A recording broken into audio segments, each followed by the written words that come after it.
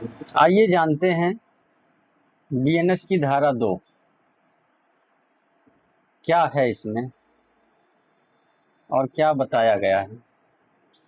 तो एक छोटी सी वीडियो के माध्यम से हम आपको बताएंगे। वीडियो को अंत तक जरूर पूरा देखिएगा। चलिए शुरू करते हैं।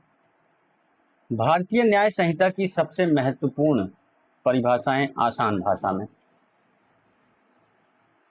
नमस्कार दोस्तों, भारतीय न्याय संहिता यानी बीएनएस की धारा 2 को कानून की डिक्शनरी कहा जा सकता है।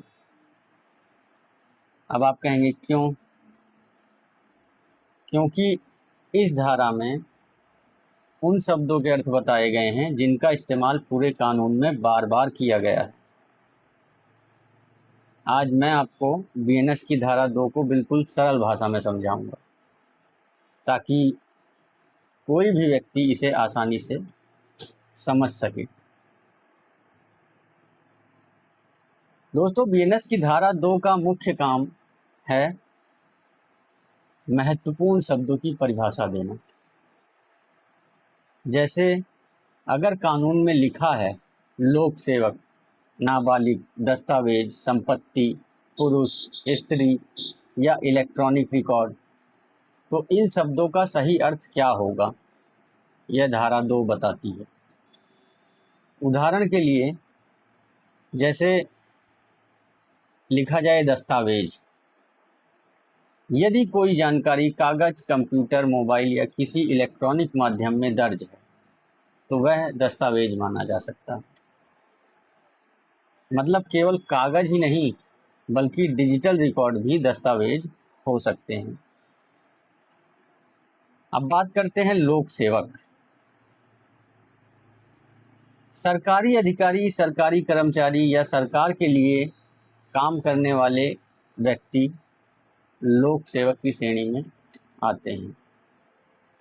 कई व्यक्ति लोक सेवक की श्रेणी में आते हैं।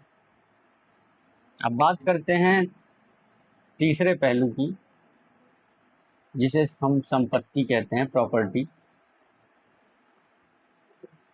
संपत्ति का मतलब केवल जमीन या मकान नहीं है।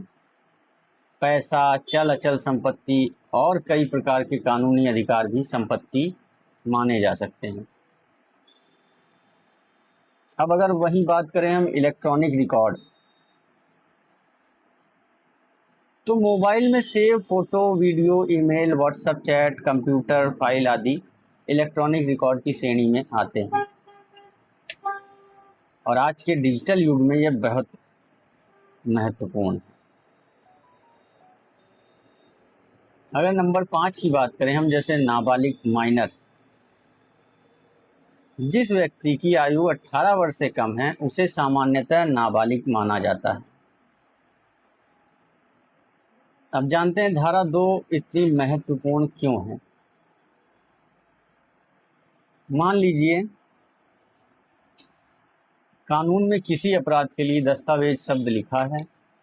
अब यदि दस्तावेज का अर्थ ही स्पष्ट ना हो तो अदालत में विवाद पैदा हो सकता है। इसलिए बीएनएस की धारा 2 पहले ही बता देती है कि किस शब्द का क्या अर्थ होगा। यही कारण है कि पूरे भारतीय न्याय संहिता को समझने के लिए धारा 2 को समझना बहुत जरूरी है। तो दोस्तों, बीएनएस की धारा 2 कोई अपराध या सजा की धारा नहीं है।